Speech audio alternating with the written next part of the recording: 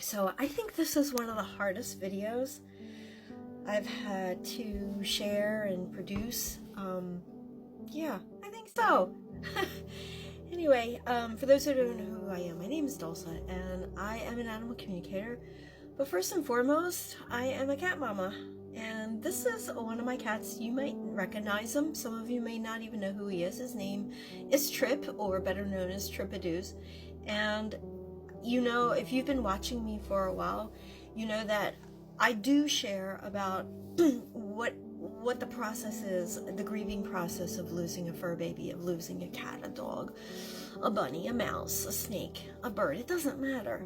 And yesterday, Trip told me it was time. He was ready. Now, Trip has been, for the past several months, maybe even starting in the summer, he missed a jump, and over the course of months, something was developing. His arm was getting bigger, swollen. He couldn't walk on it. We had x-rays. We went through the whole gamut, and they weren't really sure what was going on. And in this whole journey, I decided from the very beginning just to allow Trip to show me and provide me how I can best support him and not get upset, be in the present moment with him. And that it was very powerful because he had really good days, he had not such good days, but the last 2 weeks they were not good. And actually we got 2 weeks prior to that, we were told, oh, you know, he's doing better, he's really looking better. And I was like, wow, this is exciting. But within the last 2 weeks, actually he wasn't doing well, and that's okay. Again, you know, and I teach this to my students. If you've been watching my videos, you know I teach this to you as well, is always be in the present moment with your animal. Of course, seek information out. Of course, you know, go to your veterinarian, talk with your doctor there.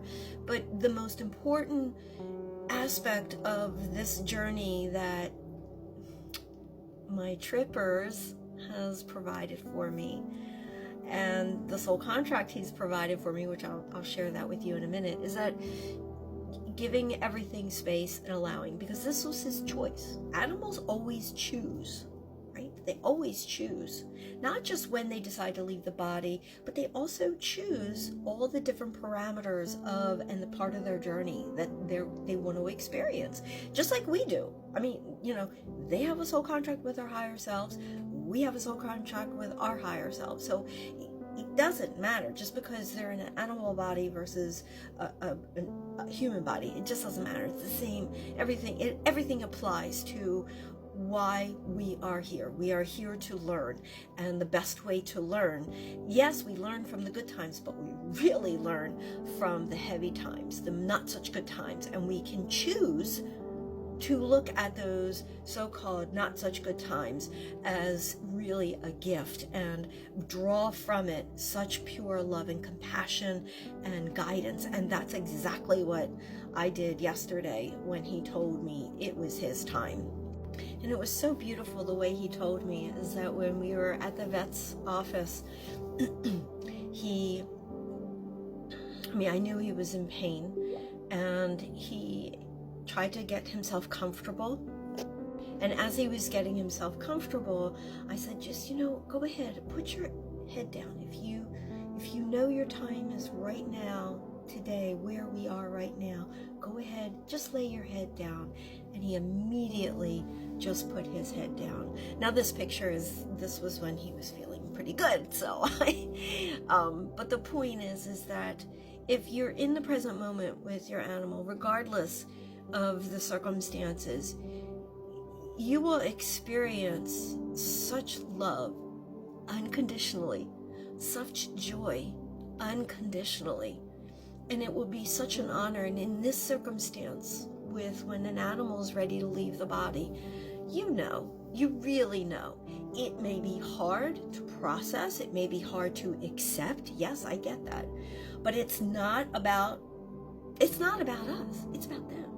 In this case, it's always in the way I live, the way I breathe and experience life. around my animals. It's always about them and how I can best serve them in terms of being in the present moment with them. And of course they help me too. And in fact, this major Tripadoos, that's his nickname, is Tripadoos. One of his whole contracts with me, when he came to me 14 years ago, me and my guy, we were sitting out. It was a hot July afternoon. We weren't working, and we had a day off, and we were just sitting out sunning, and all of a sudden we're both seeing bright light, just like it was like a flash in front of us. I'm like, I don't know what's going on, but this is really cool. And all of a sudden there was an orange and white tabby kitten sitting on the fence. At that time we had a fence, sitting right on the top of the fence, just staring at us. And I was about, I guess we were maybe 25 feet away from the fence. We were pretty close. And I just got up and I walked over to him and I said, hello there. Would you like to come with me? And he hopped down. He followed me into the laundry room. You guys have seen where Stevie is. He's in the laundry. He just followed me right in there.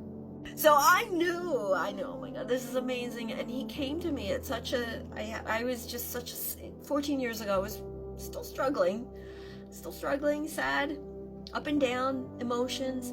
And he just looked at me and he had this big smile. It's adorable.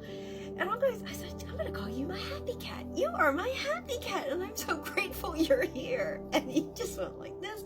And he put his head against me and just started loving on me. And oh, that was the beginning of such a beautiful, beautiful physical, emotional, spiritual, electrifying relationship. So I wanted to share all of this with you to help you understand that even people who are animal communicators, pet psychics, we work with animals, intuitively.